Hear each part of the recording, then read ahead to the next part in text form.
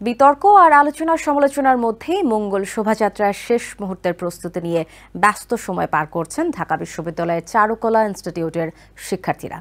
শিক্ষক ও শিক্ষার্থীরা মিলে তৈরি করছেন নানা প্রতিকৃতি, পুতুল, পালকি সহ অন্যান্য বর্ণিল জিনিসপত্র। শুধু বাঙালি নয়, মঙ্গল শোভাযাত্রায় থাকবে বিভিন্ন জাতিগোষ্ঠীর অংশগ্রহণ।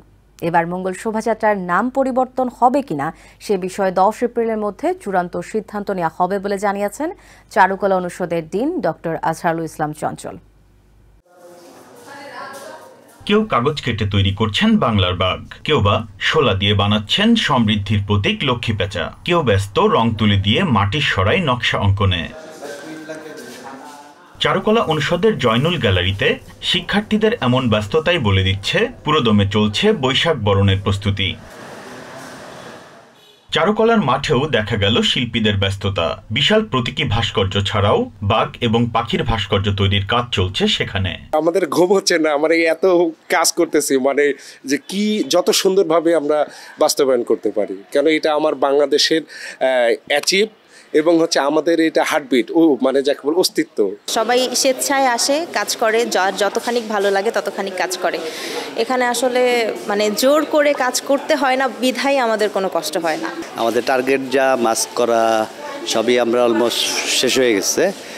বড় বাইরে গেলে দেখবেন হাতি, ঘোড়া টোড়া এগুলিও অলমোস্ট শেষ পর্যায়ে। এবার মঙ্গল শোভাযাত্রার প্রতিবাদ্য ঠিক করা হয়েছে নববর্ষের ঐক্যতান, ফ্যাসিবাদের অবসান। তবে শোভাযাত্রার নাম পরিবর্তন নিয়ে শিক্ষার্থীদের মধ্যে দেখা গেছে মিশ্র প্রতিক্রিয়া। মঙ্গলবার বাদ দিতে হবে, অনেক কিছু বাদ দিতে হবে। মঙ্গলে যদি আপনাদের কোনো সমস্যাটা থাকে, ওনার মাঝে বাংলায় কথা বলে ওটাকে উনি চেঞ্জ করে ফেলবেন, তাহলে ওই মঙ্গল নিয়ে কেন এত বিতর্ক থাকবে? অন্যদিকে শোভাযাত্রার ব্যয় নির্বাহের জন্য চিত্রকর্ম, মুখোশ ও পুতুল তৈরি ও বিক্রির কাজ চলছে পুরোদমে।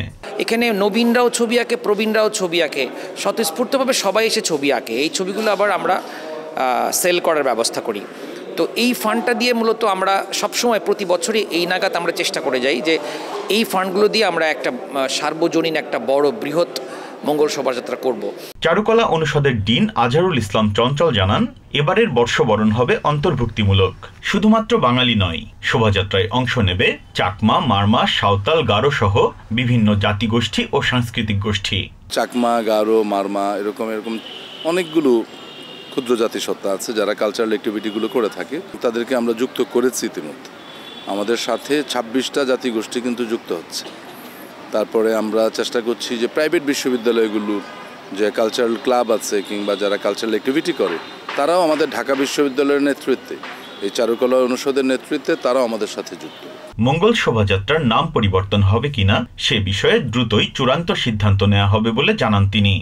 পরিবর্তন তো তখনই হয়েছে যখন আনন্দ থেকে মঙ্গলে এসছে। সকল পর্যায়ের চিন্তাভাবনাগুলো করছি। খুব শিগগিরই 1-2 দিনের মধ্যেই আমরা আসলে নিশ্চিতভাবে বলতে পারবো যে আমরা কোন জায়গায়, কোন স্লোগানে, কোন ব্যানারে আমরা আসলে এই শোভাযাত্রাটি করব।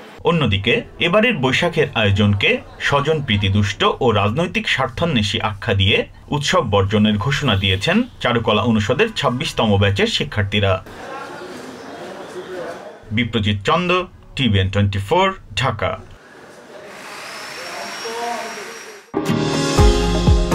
নিউ ইয়র্ক থেকে সম্প্রচারিত TVN 24 টেলিভিশন বিশ্বজুড়ে বাঙালির কণ্ঠস্বর।